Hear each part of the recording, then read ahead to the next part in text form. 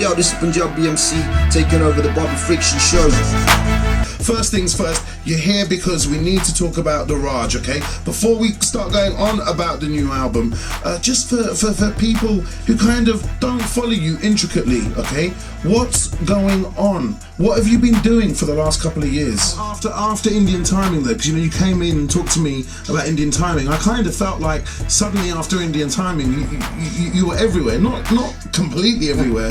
Yeah. And was that something you had planned? Did you kind of go to yourself, I'm now going to DJ at these student nights, I'm going to DJ at these mellas, I'm going to get out there, or did it just kind of happen No, it naturally? was like that. No, it was more a case of, you know what, I got sick of jumping on planes as well, and I just didn't, you know, I you know, for me to go out and DJ at like a student night, it was just like get in the car, you know, go out and meet some friends, you know, and do a bit of spot of DJing, and you know, jump back in the car and come home, and it's great, you know what I mean? And it's like, so I was happy to take them bookings on, but yeah, for a lot of the mainstream kind of like other bookings, yeah, you know, it was getting a little bit tiring, you know. All right, well look, we're going to play one track which isn't an exclusive in the sense that we've already played it before, only once before on the show, and that's Nachdi there with Kamal Meet Kaur. Tell me a bit about this track, and who's Kamal Meet?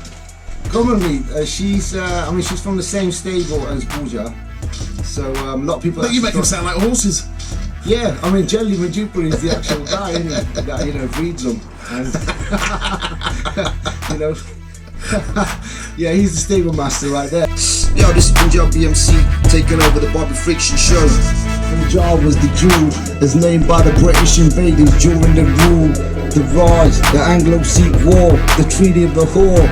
India got a brand new culture, trains, GT road, infrastructure. 100 years later, they're taking every treasure. Yeah, that's how it goes, man. Raps had a hard time from the Desis, man.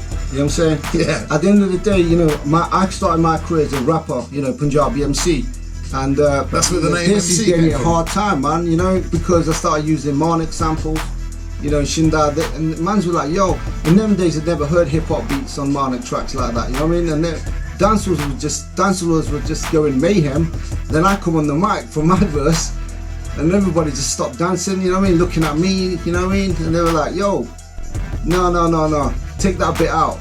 We want to hear the Marnik verse, you know what I'm saying? That's since you're gonna go, you put the Marnik verse in there, we'll give you a deal, you know what I mean? Yeah. In fact, get our singers, you know what I mean? Take Marnik off there, get our singer on there, you know what I mean? Or, you know, there's deals all happening. So, rap's had a hard time from the Desis, man, you know what I'm saying? So, I feel that now, 2011 is gonna be like a good time for me to put my first hip-hop album out. Don't you feel like, in a way, I'm not saying you're responsible for it, but in a way you're kind of like, you know, when people talk historically now about Asian music, Desi music, they will kind of, at the beginning of the chapter that says, then the DJs came along and the old school bands moved aside, they will put your picture on the front of that chapter. I'm glad that, you know what, I moved anyone out the side, because obviously it's the music that does it, you know, because It's all about the tunes, basically. it's all about the tunes, yeah, and you know, as a band, you know this, you know what, the classic one I would say is Bob Marley's Woman No Cry was recorded live. The biggest version of that was recorded live,